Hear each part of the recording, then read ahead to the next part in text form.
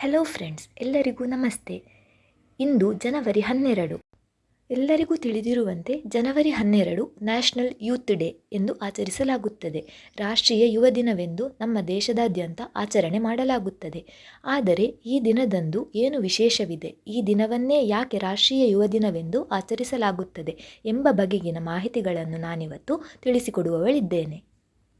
ಈ ದಿನದ ವಿಶೇಷತೆ ಏನೆಂದರೆ, ಇದೇ ದಿನದಂದು ಭಾರತದ ಆಧ್ಯಾತ್ಮಿಕ ಸರ್ವಶ್ರೇಷ್ಠ ಗುರು ಸ್ವಾಮಿ ವಿವೇಕಾನಂದರು ಜನಿಸಿದ ದಿನ.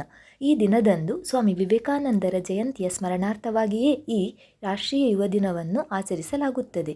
ಸ್ವಾಮಿ ವಿವೇಕಾನಂದರು ಭಾರತಕ್ಕೆ ಮಾತ್ರವಲ್ಲದೆ ಪ್ರಪಂಚದ ಇತರ ದೇಶಗಳಿಗೂ ಸಹ ಅವರ ತತ್ವಗಳು, ಆಧ್ಯಾತ್ಮಗಳು, ಬದುಕಿನ ಹಾದಿ, ಯುವಜನತೆಗೆ ನೀಡಿದ ಸ್ಫೂರ್ತಿಯ ಕರೆಗಳಿಂದ ಅವರು ಇಂದಿಗೂ ಎಂದೆಂದಿಗೂ ಪ್ರಪಂಚದ ಆಧ್ಯಾತ್ಮಿಕ ಗುರು, ಒಬ್ಬ ಆದರ್ಶ ವ್ಯಕ್ತಿ. ಈ ದಿನದ ವಿಶೇಷತೆಯನ್ನು ತಿಳಿಯಬೇಕೆಂದಾದರೆ ನಾವು ಮೊದಲಿಗೆ ಸ್ವಾಮಿ ವಿವೇಕಾನಂದರ ಬಗ್ಗೆ ಸ್ವಲ್ಪ ಮಟ್ಟಿಗಾದರೂ ತಿಳಿದುಕೊಂಡಿರಬೇಕು. ಇಂದಿನ ಯುವ ಜನಾಂಗಕ್ಕೆ ನಾವು ಇದರ ಬಗ್ಗೆ ಮಾಹಿತಿಯನ್ನು ನೀಡಬೇಕು. ಹಾಗಾದರೆ ಬನ್ನಿ ಫ್ರೆಂಡ್ಸ್, ಸ್ವಲ್ಪ ಮಟ್ಟಿಗಾದರೂ ಸ್ವಾಮಿ ವಿವೇಕಾನಂದರ ಬಗ್ಗೆ ಮಾಹಿತಿಯನ್ನು ತಿಳಿದುಕೊಳ್ಳೋಣ.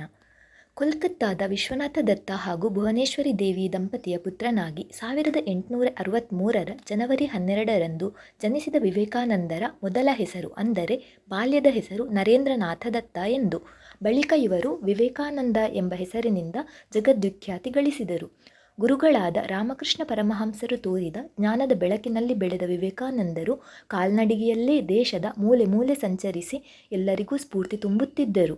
1893ರಲ್ಲಿ ಚಿಕಾಗೋದಲ್ಲಿ ಸ್ವಾಮಿ ವಿವೇಕಾನಂದರು ಮಾಡಿದ ಭಾಷಣ ಇಂದಿಗೂ ಜಗದ್ವಿಖ್ಯಾತಿಯಾಗಿದೆ. ರಾಷ್ಟ್ರಪ್ರೇಮ, ಭಾರತೀಯ ಸಂಸ್ಕೃತಿಯ ಆಳವಾದ ಜ್ಞಾನ ಹೊಂದಿದ್ದ ವಿವೇಕಾನಂದರು ಇಂದಿಗೂ ಎಲ್ಲರಿಗೂ ಸ್ಫೂರ್ತಿ.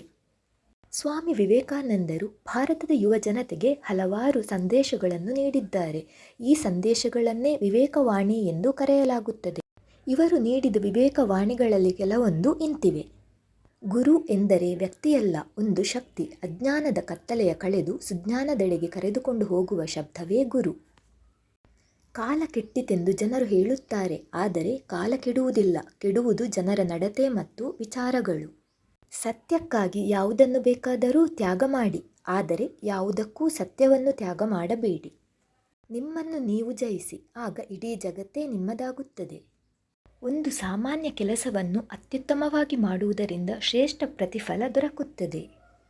ಸಾಧ್ಯವೇ ಇಲ್ಲ ಎಂದರೆ ಏನನ್ನೂ ಸಾಧಿಸಲಾಗದು, ಪ್ರಯತ್ನದಿಂದ ನಷ್ಟವೇನೂ ಇಲ್ಲ.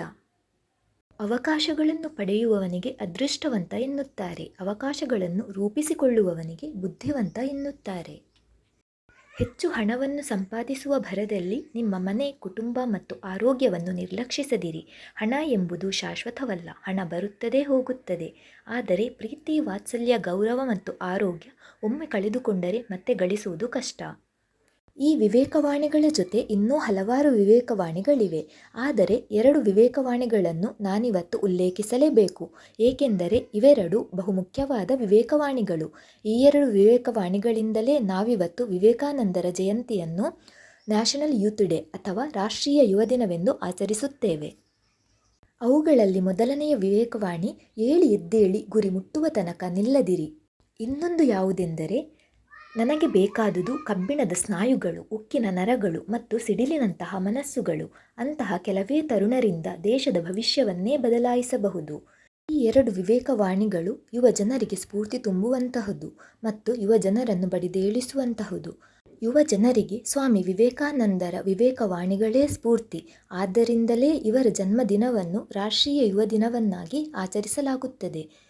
ಆದ್ದರಿಂದ ಈ ದಿನದಂದು ನಾವು ಸ್ವಾಮಿ ವಿವೇಕಾನಂದರ ಬಗ್ಗೆ ಹಾಗೂ ಅವರ ಆಧ್ಯಾತ್ಮಿಕ ಸಾಧನೆಗಳ ಬಗ್ಗೆ ಇಂದಿನ ಯುವ ಜನಾಂಗಕ್ಕೆ ತಿಳಿಸಿಕೊಡುವ ಅಗತ್ಯವಿದೆ. ಮಾಹಿತಿಯು ಇಷ್ಟವಾಗಿದೆ ಎಂದು ಭಾವಿಸುತ್ತೇನೆ. Thank you so much.